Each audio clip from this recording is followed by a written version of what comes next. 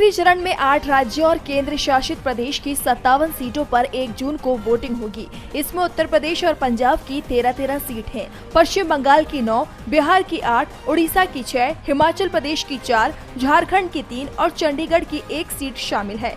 इस चरण में कुल 904 उम्मीदवार चुनावी मैदान में हैं। बात अगर उत्तर प्रदेश की करें तो यहाँ की 13 में से 2 सीटों पर सभी की निगाहें टिकी हुई हैं, जिसमें वाराणसी से तीसरी बार पीएम मोदी अपनी किस्मत आजमा रहे हैं। तो पीएम को टक्कर देने के लिए कांग्रेस ने यहां से अजय राय को मैदान में उतारा है, जबकि गोरखपुर सीट पर 2 भोजपुरी कलाकारों की आपस में टक्कर है, जिसमें बीजेपी से अभिनेता रवि किशन तो दूसरी तरफ इंडिया गठबंधन से काजल निषाद हैं।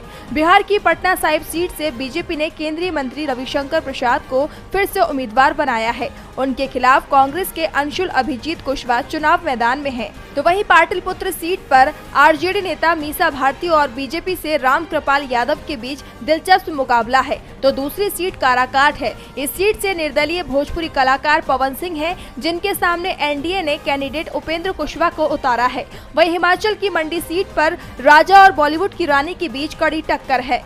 इस सीट से बीजेपी से कंगना रनौत तो कांग्रेस की तरफ से विक्रमादित्य सिंह है। पश्चिम बंगाल में ममता बनर्जी के भतीजे अभिषेक बनर्जी के डायमंड हार्बर सीट पर दिलचस्प मुकाबला देखने को मिल रहा है। इस सीट पर बीजेपी ने अभिजीत दास को मैदान में उतारा है। आपको बता दें कि 1 जून को वोटिंग के बाद लोकसभा चुनाव में सभी 543 सीटों पर वोटिंग का काम पूरा हो जाएगा। जिन सीटों पर अंतिम चरण में वोटिंग है वहां 2019 में बीजेपी 25, टीएमसी 9, बीजेडी 4, जेडीयू और जेडीएस को 2-2, जेएमएम को 1 सीट पर जीत मिली थी। कांग्रेस 8 सीटें जीतने में कामयाब रही थी और उसमें ये सभी सीटें पंजाब से। लोकसभा चुनाव में इस बार इंडिया गठबंधन पूरी मजबूती से डटा हुआ है। बड़ी जीत के दावे के बीच कोई चूक ना हो, इसके लिए पहले से ही रणनीति तैयार की जा रही है। 4 जून को 8 बजे काउंटिंग शुरू होगी और काउंटिंग से पहले ही इंडिया ने आगे की रणनीति तैयार करना शुरू कर दिया है। मल्लिकार्जुन खड़गे ने 1 जून को इंडिया की बैठक भी बुला ली है। बैठक में 4 जून के बाद के हालात को लेकर चर्चा की जाएगी। साफ है, चर्चा सरकार के गठन को लेकर ही होनी है। चुनाव के परिणाम आने के बाद सत्ता के हस्तांतरण में बीजेपी कोई गड़बड़ी ना करे, विपक्ष इसकी भी तैयारी में जुटा हुआ है। तो वहीं सपा प्रमुख अखिलेश यादव ने एक पोस्ट कर कल के मतदान और उसके बाद की रूपरेखा को लेकर पार्टी के पदाधिकारियों, प्रत्याशियों और कार्यकर्ताओं से अपील की है। उन्होंने बीजेपी और मीडिया की बातों के बहकावे में आए बिना सजग, सतर्क, सचेत रहने की अपील की है।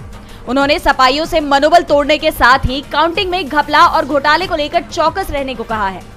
सपा के कार्यकर्ताओं और समर्थकों को भाजपाई एग्जिट पोल के बहकावे में नहीं आना है। बीजेपी चुनाव जीतने के लिए कोई भी घपला घोटाला करने के लिए उतारू हो सकती है, इसलिए सजगता जरूरी है।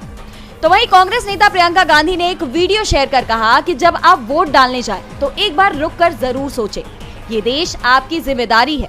हमारा लोकतंत्र, संविधान आपके अधिकारों को मजबूत करने के लिए बना है। आज बीजेपी संविधान बदलने की बात कर रही है। कल को कौन जाने ये क्या करेंगे। आप तय कीजिए कि आपको कैसी सरकार चाहिए। सोच समझकर आप अपना चरण के मतदान से पहले आज कांग्रेस ने बीजेपी और चुनाव आयोग पर जमकर हमला बोला। कांग्रेस महासचिव जयराम रमेश, पार्टी प्रवक्ता पवन खेड़ा और सुप्रिया श्रीनेत ने बड़ा दावा किया। जयराम रमेश ने कहा कि 4 जून को इंडिया गठबंधन को बहुमत मिलने जा रहा है। ये कांग्रेस के 5 न्याय और 25 गारंटी और संविधान बचाने की लड़ाई की जीत है। जयराम रमेश ने चुनाव आयोग पर भी सवाल उठाए। उन्होंने कहा कि कांग्रेस ने बीते 77 दिनों में चुनाव आयोग से 117 शिकायतें की हैं। ये शिकायतें आचार संहिता समेत कई अन्य उल्लंघनों के बारे में थी। इनमें 14 शिकायतें नरेंद्र मोदी, 8 शिकायतें सीएम योगी और 3 शिकायतें गृह मंत्री अमित शाह के खिलाफ की गई। लेकिन कई ऐसी शिकायतें हैं जिन पर चुनाव आयोग ने कोई कार्रवाई नहीं की। कांग्रेस ने 72 दिनों में पीएम मोदी से 272 सवाल किए, लेकिन पीएम एक भी सवाल का जवाब नहीं दिए। इस दौरान कांग्रेस प्रवक्ता पवन खेड़ा ने कहा कि कांग्रेस ने न्याय के आधार पर अपनी बात रखी और प्रचार किया। वहीं नरेंद्र मोदी और बीजेपी मंदिर, मंगलसूत्र, मटन, मुजरा जैसे शब्दों से आगे ही नहीं बढ़ सके। जिस व्यक्ति ने पूरे 10 साल लोगों का ध्यान भटकाया, अब वो ध्यान लगा रहे हैं। जब हम न्याय की बात कर रहे थे तो नरेंद्र मोदी टोटी और भैंस चोरी जैसी बातें कर रहे थे। इस चुनाव में पीएम के पास कहने के लिए कुछ नहीं था। इस दौरान सुप्रिया श्रीनेत ने कहा कि चुनाव परिणाम से पहले ही एग्जिट पोल सामने आ गया है।